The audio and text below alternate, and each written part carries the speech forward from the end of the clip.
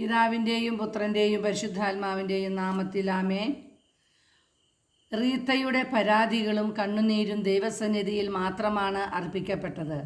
അതിനാൽ തന്നെ അവളുടെ മുറിവുകൾ വെറുപ്പിൻ്റെയും അസൂയയുടെയും ദുർഗന്ധം പരത്തിയില്ല. അവയൊക്കെയും പുണ്യത്തിൻ്റെ സുഗന്ധം പരത്തി തുടങ്ങി. എളിമയും ക്ഷമയും വിലയുള്ള പുണ്യങ്ങളാണെന്ന് ലോകം തിരിച്ചറിഞ്ഞു. തളർന്നു പോകാതെ തൻ്റെ സഹനങ്ങളുടെ വില ദൈവസന്നിധിയിൽ സമർപ്പിച്ച് ദൈവത്തിൽ നിന്ന് ഫെർഡിനാൻഡോയ്ക്ക് വേണ്ടി അവൾ നന്മകൾ ചോദിച്ചു വാങ്ങി.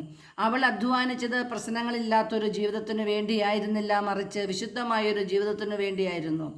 അതിനാൽ തന്നെ സഹനങ്ങൾ അവസാനിപ്പിക്കണമോ എന്ന് അവൾ ഒരിക്കലും പ്രാർത്ഥിച്ചില്ല. സഹിക്കുവാൻ കൃപ നൽകണമേ എന്നായിരുന്നു അവളുടെ പ്രാർത്ഥന. ഇത്തരമൊരു മനോഭാവം കാത്തു സൂക്ഷിച്ചുകൊണ്ട് തന്നെ വേദനകൾ അവളെ ഒരിക്കലും ഭാരപ്പെടുത്തിയില്ല. ഇങ്ങനെയുള്ള വിശുദ്ധ ജീവിതങ്ങളിൽ കൂടുതൽ സഹനങ്ങൾ, കൂടുതൽ നന്മകൾ കാണാനാകുമെന്നല്ലാതെ മറ്റെന്ത് സംഭവിക്കാൻ. Praise the Lord. Hallelujah, hallelujah, hallelujah.